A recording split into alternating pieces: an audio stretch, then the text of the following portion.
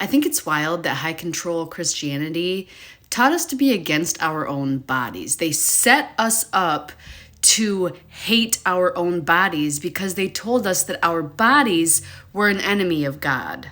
The flesh is the first among our enemies, taking the lead over sin, the world, and Satan to fight against us. Romans 8:3. Like Satan himself, the flesh is against God's authority. The flesh is an enemy of God's authority. Isaiah 14:12-14.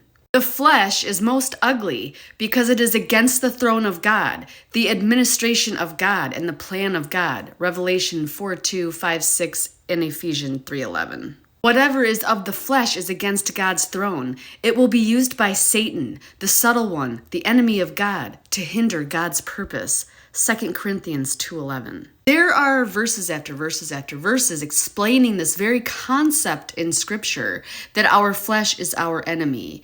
And being a person that came from that world, and knowing how much I have had to learn how to listen to my body and learn how to trust my intuition and become connected with my body again, I know that these verses and this doctrine had an effect and cut me off from my own body. Our gut is our wisdom, and they tell us that it's against God.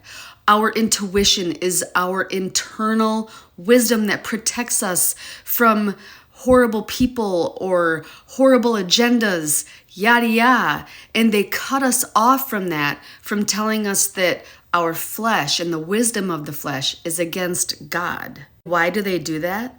Because it benefits the patriarchy. It benefits capitalism. It benefits religion. It benefits oppressors if people are not connected to their own internal wisdom, telling them, oh, you should stay away from this person. You should stay away from this organization. You should stay away from this system. The most important thing I have learned since deconstructing religion, and the most difficult thing to learn since I've left religion, is learning to trust my internal wisdom. Trust that if my intuition doesn't feel right about somebody, listen to it. Don't make excuses for you're feeling this way for a reason. Listen to your body. Listen to what it's speaking to you, because it's always speaking. It is not an enemy. It is your friend. It is your best friend.